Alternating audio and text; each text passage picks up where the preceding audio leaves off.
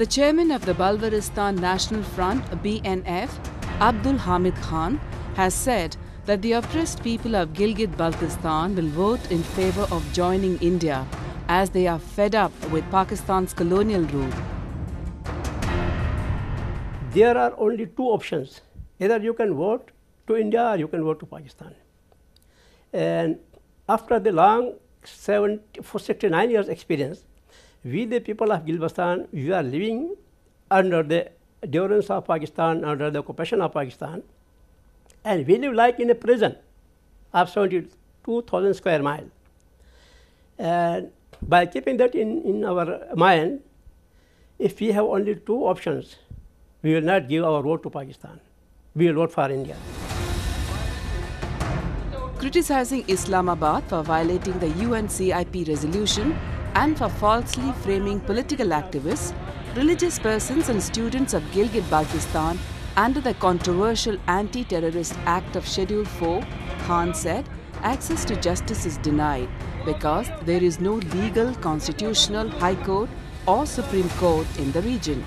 He claimed that the judicial system of Gilgit-Baltistan is under Pakistan and its armed forces' firm control. Pakistan is the first country which violated UN resolutions, and then it demands for UN resolution. If you are demanding UN resolution, first you perform yourself, your obligation, you withdraw your forces from the area, and then you can ask the United Nations to tell the India to withdraw its bulk of its forces from that area. But Pakistan is violating the rights of the people of Gilgit-Baltistan. You see, we are not allowed to free speech. We are not allowed to free walk in our area. Our area, if you say anything, you will be detained under the terrorist law. You can be detained under the sedition law. You can be detained under the Schedule 4. Now they have imposed Schedule 4 after the CPEC. And the people have no freedom. And the people of Gilgit-Baltistan have no right to access the justice system. The lives, properties and freedom of the people is under serious threat due to Pakistan and China's joint conspiracy to strengthen their occupation under the garb of the China-Pakistan Economic Corridor, CPEC. The corridor, which starts in China's Xinjiang province, enters Pakistan via Gilgit-Baltistan. The Gilgit-Baltistan is the first victim, you can say. I don't use the word of area, it's first victim of CPEC. Because the Chinese government, they did not talk with the representative, any so-called representative, the GBLA or its governor or its chief minister, they didn't take them into account. Before this CPEC agreement was done, this was done during the PP, Pakistan People's Party government, Zardari. Zardari, you know, he is Mr. 10% or Mr. 20%, he takes his own share. And after that, the whole Pakistan army is backing CPEC because they have got a lot of dollars. They put the dollars in their pocket, and that's why they are defending the CPEC. And nobody in Gilgit-Baltistan was consulted before this CPEC and even after CPEC. And that's why we are totally against this CPEC. If you are doing some development or some good thing to the people of Gilgit-Baltistan, why you don't talk to them?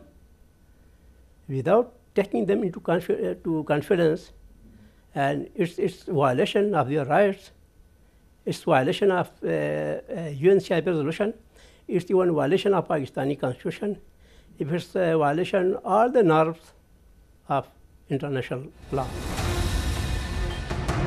People from across Pakistan and China are now settling in Gilgit-Baltistan, as in 1974, the government of Pakistan abolished state-subject rule in the region. In an utterly disgraceful move to ensure its own colonial control over Gilgit-Baltistan, Pakistan has deployed its citizens in all departments, including administration, police and judiciary. Abdul Hamid calls it a deliberate attempt by Pakistan to grab the resources of Gilgit-Baltistan by making the indigenous people into minority.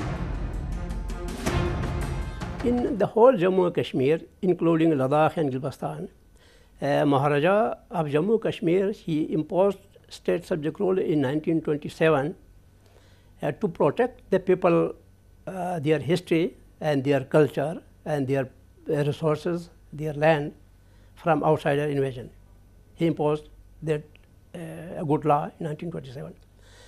But on the other side, the India is, I think, respecting that state subject rule. No Indian citizen from other state, they can buy any land in Jammu and Kashmir, and they cannot acquire any employment, permanent employment there, and their rights are protected. But on the other side, in Gilgit-Baltistan, this law is totally violated.